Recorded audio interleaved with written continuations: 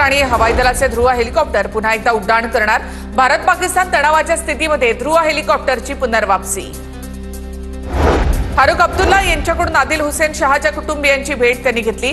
कुटुंबाचा विचार न करता आदिल दहशतवाद्यांना सामोरा गेला। बलिदान कधी वाया जात नाही, फारुख अब्दुल्ला यांची प्रतिक्रिया।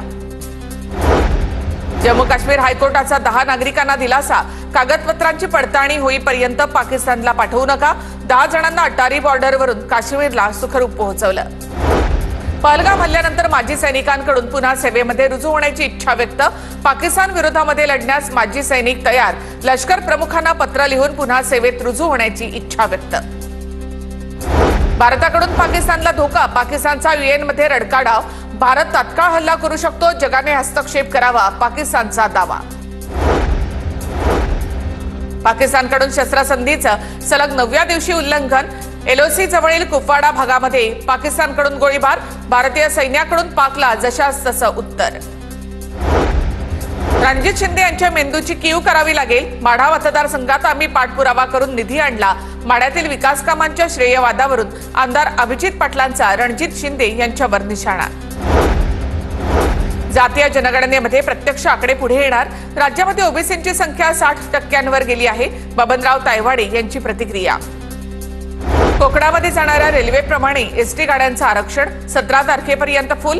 एसटीच्या जादा गाड्यांचेही तिकीट मिळत नसल्यामुळे खासगी ट्रॅव्हल्स चालकांकडून 1.5 पट भाडे वसुली।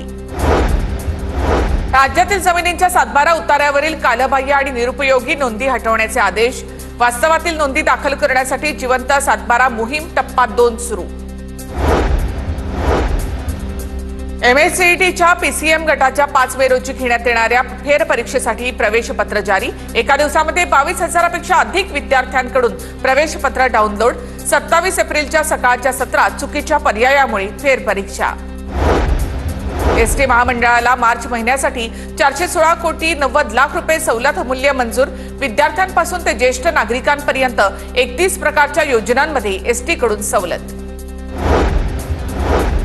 सरसकट पीओपी बंदी करण्यापूर्वी त्यातून सुवर्ण मध्य काढा। बृहन्मुंबई सार्वजनिक गणेशोत्सव समन्वय समितीची मागणी। मध्य रेल्वेवरील मुंबई विभागातील मोटरमन पुन्हा एकदा मूक निदर्शनं करण्याच्या तयारीत। रिक्त पदांमुळे कामाचा अतिरिक्त ताण, तर दीर्घकाळापासून मोटरमनच्या अनेक तक्रारी प्रलंबित। वाहनं भाड्यानं देण्याच्या नावाखाली 20 कोटींची फसवणूक। 1375 गुंतवणूकदारांची फसवणूक करणाऱ्या आरोपींना काश्मीरा पोलिसांकडून अटक। 246 वाहनं जप्त।